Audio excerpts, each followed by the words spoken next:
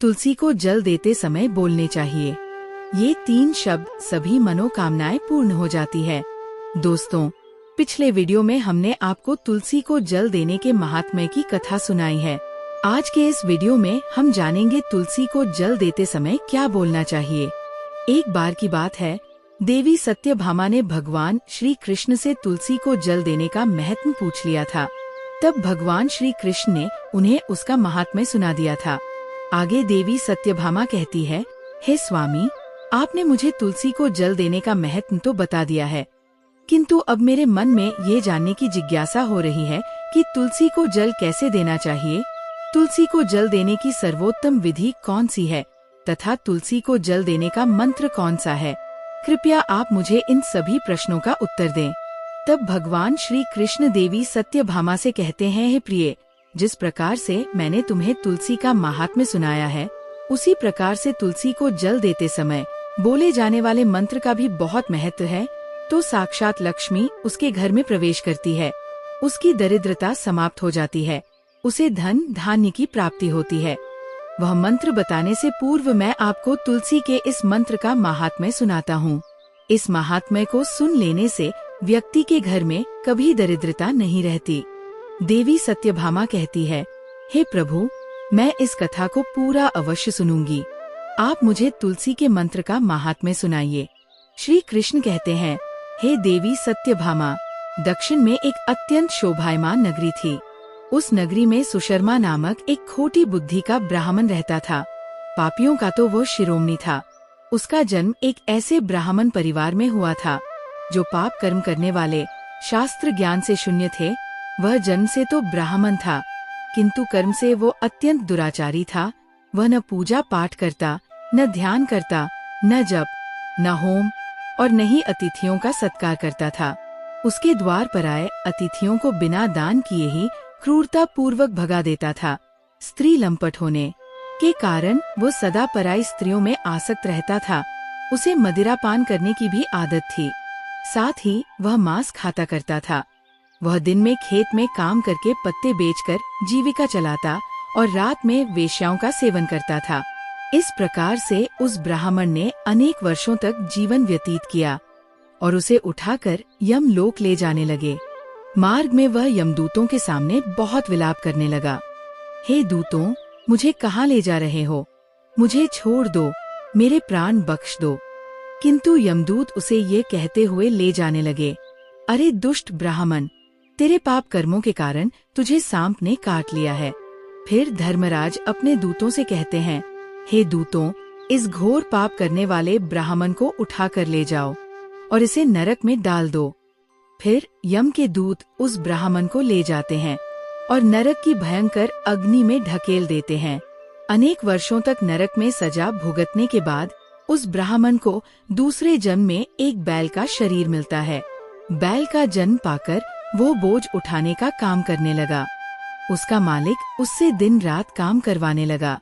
फिर जब उस बैल की शक्ति कम हुई तो उसके मालिक ने उसे एक लंगड़े आदमी को बेच दिया। उस लंगड़े आदमी ने उस बैल को खुद का बोझ उठाने के लिए उपयोग किया। वह उसकी पीठ पर बैठकर घुमा करता था। इस प्रकार से उस बैल ने 8 वर्ष तक उस लंगड़े आदमी का बोझ उठाया। फिर एक दिन वह लंगड़ा आदमी उस बैल की पीठ पर बैठकर किसी ऊंचे पर्वत पर जाने लगता है। उस पर्वत पर बहुत देर तक चढ़ाई करने के कारण वह बैल बहुत थक गया। उसकी शक्ति क्षीण हो गई और कुछ समय बाद वह बैल बहुत जोर से मूर्छित होकर जमीन पर गिर पड़ा और अंतिम सांसें लेने लगा। तभी वहाँ पर खड़े लोगों को उस बैल पर बड़ी दया आ गई और वे उस बैल को दे दिया ताकि उसे मुक्ति मिल सके। उसी भीड़ में एक वेश्या भी खड़ी हुई थी। सभी लोग अपना पुण्य उस बैल को दे रहे थे। कुछ देर बाद उस बैल की मृत्यु हो जाती है। फिर उस स्थान पर यमदूत आते हैं और उस बैल के शरीर से उस ब्राह्मण की आत्मा को निकालकर यमलोक ले जाते हैं। यमलोक ले जाने पर उसे यमराज के सामने खड़ा किया जाता है और फिर चित्रगुप्त उसका लेखा जोखा देखते हैं तो वे आश्चर्य में पड़ जाते हैं। उस वेश्या के द्वारा उस बैल को दिया हुआ पुण्य बहुत बढ़ा होता है। उस पुण्य के प्रभाव से उसके सभी जन्मों के पाप नष्ट हो जाते हैं। फिर यमराज उस ब्राह्मण के सभी पाप क्षमा करते हैं और कहते हैं, हे ब्राह्मण, उस वेश्या ने तुझे अपना पुण्य देकर तुझ पर बड़ा उपकार किया है। केवल उसी के पुण्य के कारण तुम्हारे सब जन्मों के पाप नष्ट हो गए हैं। और यमराज उसे फिर से मनुष्य जन्म प्रदान करते हैं। इस बार वह पृथ्वी पर आकर एक उत्तम ब्राह्मण कुल में जन्म लेता है। उस महापुण्य के प्रभाव से उसे इस नए जन्म में अपने पूर्व जन्म की बातें याद आने लगती है। जब वह ब्राह्मण बड़ा हो जाता है तो उसे याद आता है कि पिछले जन्म में जब वह बैल था तब एक वेश्या ने उसे उसका पुण्य दे दिया था। वह वेश्या अब बूढ़ी हो चुकी थी। फिर जब उसे वो वेश्या मिल जाती है तो वह उसके सामने जाकर उसे बार बार प्रणाम करता है और उस वेश्या का धन्यवाद करने लगता है। वह वेश्या कहने लगती है, हे ब्राह्मण श्रेष्ठ, आप कौन हैं और किस कारण वश आप मुझ वेश्या को धन्यवाद दे रहे हैं? मैंने आपका कौन सा कार्य किया है जो आप मुझे नमस्कार कर रहे हैं? तब वो ब्राह्मण कहता है, हे माता, मैं वही बैल हूँ जिसे तुमने पुण्य दे डाला था। अपने पाप कर्मों के कारण मुझे पिछले जन्म में बैल होना पड़ा था। उस पर्वत पर जब मैं मर रहा था तो तुमने मुझे अपना पुण्य दिया था। तुम्हारे पुण्य के प्रभाव से ही आज मुझे फिर से मनुष्य जन्म मिला है। तुम्हारे द्वारा दिए गए उसी पुण्य के कारण मुझे अपने पूर्व जन्म की सारी बातें याद है। किंतु हे माता, मैं आज ये जानने के लिए आया हूँ कि तुमने मुझे उस समय पर अपना कौन सा पुण्य दिया था जिस कारण से मेरे सभी जन्मों के पाप नष्ट हो चुके हैं। मैं उस पुण्य के बारे में जानना चाहता हूँ। तब वेश्या ने कहा, हे ब्राह्मण श्रेष्ठ, मैंने तो अपने जीवन में कोई पुण्य के काम नहीं किए हैं, किंतु मेरे घर में एक तोता है जो पिंजरे में रहकर हमेशा कुछ बोलता रहता है, जिसे सुनकर मेरा अंतरकरण पवित्र हो गया है। उसी तोते के द्वारा दिया गया पुण्य मैंने तुम्हें दान में दिया था। फिर वो वेश्या और वह ब्राह्मण उस तोते के पास जाते हैं और उसे पूछने लगते हैं, हे शुक, तुम कौन सा मंत्र बोलते रहते हो जिससे हमारे जीवन का उद्धार हुआ है? ये मंत्र तुम्हें किसने सिखाया? और वह तोता कहता है, मैं अपने ज्ञान के अहंकार में अंधा हो चुका था। मैंने कभी गुरुजनों का आदर नहीं किया, सदैव ही उनका अपमान किया। मुझे अपने ज्ञान पर इतना अधिक घमंड हो गया था जिस कारण से मेरे क्रोध बहुत अधिक बढ़ गए और मैं सभी से द्वेष करने लगा। मुझे पूजा जनों और गुरु जनों का अपमान करने के कारण मुझे तोते के कल में डाल दिया गया और मेरा जन्म एक तोते के रूप में हो गया। मेरे पाप कर्मों के कारण जल्दी अवस्था में ही मेरा अपने माता पिता से वियोग हो गया। फिर मैं पेड़ की डाल पर बैठकर रो रहा था तो उसी स्थान से कुछ मनी जा रहे थे। मुझे नित्य तुलसी के पौधे को जल देते थे और उसके सामने एक मंत्र का जाप करते थे।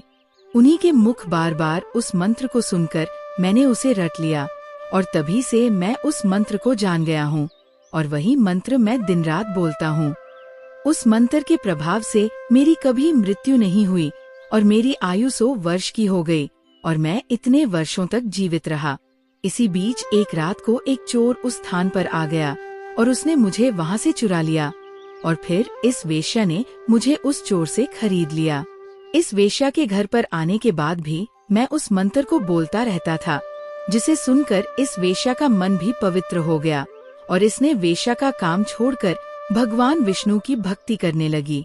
उसी मंत्र के प्रभाव से मेरे पूर्व जन्मों के सभी पाप नष्ट हो गए और उसी मंत्र के प्रभाव से इस वेश्या का भी अंतकरण पवित्र हो गया। हे ब्राह्मण देवता, उसी मंत्र के पुण्य से आप भी पाप मुक्त हो गए। इस प्रकार से तोते ने उस ब्राह्मण को और उस वेश्या को समस्त वृत्तांत सुना दिया, जिसे सुनकर वह ब्राह्मण और वेश्या दोनों ही अत्यधिक प्रसन्न हुए और फिर वह दोनों ही नित्य तुलसी को जल देकर उस मंत्र का जाप करने लगे। उस तोते के, उस वेश्या के और उस ब्राह्मण के सभी पाप नष्ट हो गए हैं। इसीलिए प्रत्येक मनुष्य को रोज तुलसी को जल देते समय इस एक मंत्र का उच्चारण अवश्य करना चाहिए।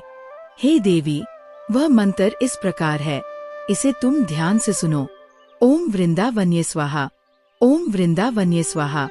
श्री कृष्ण कहते हैं कि जो भी स्त्री नित्य तुलसी के समक्ष इस मंत्र का उच्चारण करेगी वह सौभाग्यशाली बनेगी। जो भी पुरुष तुलसी के सामने इस मंत्र का उच्चारण करेगा उसे अक्षय धन की प्राप्ति होगी। जिस घर के सामने नित्य तुलसी की पूजा की जाएगी, उस घर में साक्षात लक्ष्मी का वास होगा। तुलसी का ये मंत्र राज कल्पतरु है। ये समस्त फलों को प्रदान करने वाला है। अतः जो भी तुलसी के सामने इस मंत्र का उच्चारण करेगा, उसे संपूर्ण सिद्धियां प्राप्त होंगी। स्त्रियों को सदैव स्नान करके, अपने बाल बांधकर, मांग में सिंदूर भरकर नित्य तुलसी को जल देना चाहिए और इस मंत्र का उच्चारण करना चाहिए। रोज तुलसी के पौधे की परिक्रमा करनी चाहिए। इससे सभी दोष नष्ट हो जाते हैं। नित्य शाम के समय तुलसी के पास दीपक जलाना चाहिए और तुलसी के पास बैठकर भगवान विष्णु की आराधना करनी चाहिए। तुलसी के पास दीपक जलाने से मनुष्य को धन धान्य की प्राप्ति होती है। हजारों अमृत के घड़ों से नहलाने पर भी श्री हरि को उतनी तृप्ति नहीं होती, जितनी वे मनुष्यों के द्वारा तुलसी का एक पत्ता चढ़ाने से प्राप्त करते हैं। 10,000 गायों के दान से मानव जो फल प्राप्त करता है, वही फल तुलसी पत्र के दान से प्राप्त होता है। जो मृत्यु के समय अपने मुख में तुलसी पत्र का जल पा जाता है, वह संपूर्ण पापों से मुक्त होकर श्री कृष्ण के धाम जाता है। श्री कृष्ण कहते हैं, पूर्णिमा, अमावस्या, द्वादशी और सूर्य संक्रांति के दिन मध्याह्न काल, रात्रि और अशौच के समय तेल लगाकर, बिना स्नान किए अथवा बिना हाथ पैर धोए, रात्रि के वस्त्र पहनकर तुलसी के पत्र तोड़ता है, वह महापापी होता है।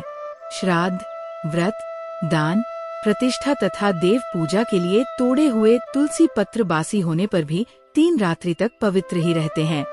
तुलसी का एक एक पत्ता न तोड़कर पत्तियों के साथ अग्रभाग को तोड़ना चाहिए। तुलसी के पत्तों को कभी नाखून से नहीं तोड़ना चाहिए, इससे पाप लगता है। रात्रि में तुलसी के पौधे को स्पर्श न करें अथवा उसके पत्ते न तोड़े, ऐसा करना अशुभ माना गया है। रात्रि में तुलसी का पौधा निद्रावस्था में होता है, ऐसे में पत्ते तोड़ने पर पाप लगता है। गुरुवार के दिन तुलसी के पौधे में थोड़ा सा कच्चा दूध अर्पित करें। दूध चढ़ाते समय ओम नमो भगवते वासुदेवाय इस मंत्र का जाप अवश्य करें।